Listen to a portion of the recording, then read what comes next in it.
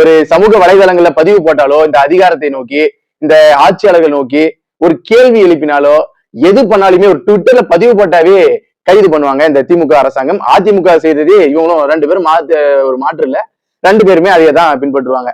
ஒரு பதிவு போட்டாலே கைது பண்ற இவங்க அண்ணன் ஏர்போர்ட் மூர்த்தி பயங்கரமான குற்றச்சாட்டுகளை அதிகார வர்க்கத்தை நோக்கியும் அந்த திமுக அரசு செய்யற தவறுகளையுமே சுட்டிக்காட்டி பேசி வந்தாரு. அது மட்டுமின்றி அண்ணன் திருமாவளவன் அவர்கள் குறித்து விமர்சனங்களும் வைத்து வந்தார். யாரும் விமர்சனத்துக்கு அப்பாற்பட்டவங்க இல்ல, அவர் அண்ணன் திருமாவளவன் குறித்து விமர்சனம் பண்ணி வந்தாரு. அப்படி இருக்குள்ள நம்ம எல்லாரும் பார்த்திருப்போம், அந்த டிஜிபி அலுவலகத்துக்கு முன்பே அண்ணன் ஏர்போர்ட் மூர்த்தி அவர்களை பிசிக கட்சி சார்ந்த சில நபர்கள் வந்து அவரை தாக்குறாங்க. அது எவ்வளவு பொதுவான இடம், அது மெயின் ரோடு, டிஜிபி அலுவலகம் முன்னாடி அண்ணன் ஏர்போர்ட் மூர்த்தியை நல்லாவே தாக்குறது அனைத்து காணொலியுமே நம்ம பதிவு செஞ்சிருக்காங்க, அனைவருமே நம்ம பார்த்ததுதான். ஆனா அதுல கொடுமை என்னன்னா, வழக்கு போடப்பட்டது அடிச்சவங்க மேல இல்ல, அடிவான அண்ணன் ஏர்போர்ட் மூர்த்தி மேல. இவர்கிட்ட வந்து யாரும் இவரை அடிச்சிருப்பாரு, இவங்க வந்து ஒரு 4 பேரா வந்து எதிர்பாராத இடத்துல அடிச்சு போட்டாங்க. அப்ப ஒரு அடிவாங்கின ஒருத்தர் மேல பாதிக்கப்பட்ட ஒரு நபர் மீது ஒரு வழக்கை போட்டு, அது எப்படிப்பட்ட வழக்கு போட்டிருக்காங்க அப்படின்னா குண்டாஸ் போட்டிருக்காங்க. இல்ல ஒண்ணும் புரியல, குண்டாஸ் என்ற சட்டம் வந்து எதற்காக கொண்டு வரப்பட்டது, இது எதுக்கெல்லாம் போடுறாங்கன்றதே ஒண்ணும் புரியல. குண்டாசை எதுக்கெல்லாம் பயன்படுத்தணும்னே உங்களுக்கு தெரியுதா, இல்ல வேணும்னே அவங்க செய்யறாங்களா என்று நம்மளுக்கு தெரியல. குண்டாஸ் என்ற சட்டம் எதுக்கு?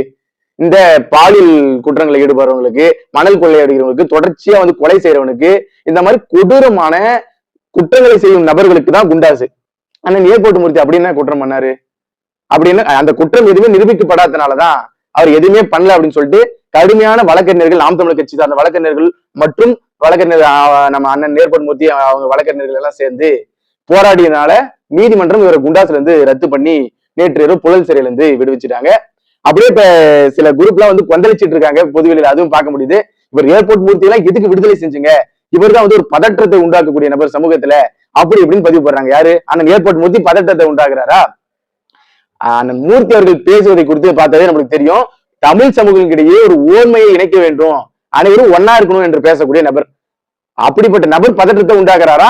ஒரு சிலர்லாம் வந்து ஒற்றுமையை உருவாக்குறாங்களாம். அது எதுக்கு நம்மளுக்கு? அது ஒரு பக்கம் இருக்கட்டும்.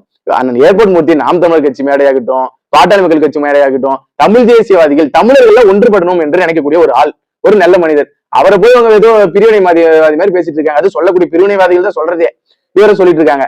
அப்ப நீதிமன்றத்துக்கு முன்னாடி அம்பலப்பட்டு போயிட்டாங்க இவங்க. ஆனா ஏர்போர்ட் மூர்த்தி மீது குண்டாஸ் ரத்து செய்யப்பட்டது. இதன் மேல இவங்க வந்து நெருக்கடி கொடுப்பாங்க, அதெல்லாம் எதிர்கொள்றதுக்கு அண்ணன் ஏர்போர்ட் மூர்த்தி அவர்கள் தயாரா தான் இருக்காரு. நாம் தமிழர் கட்சி என்றுமே அவருக்கு உறுதுணையாக இருக்கும் என்பதையும் கூறுகிறேன்.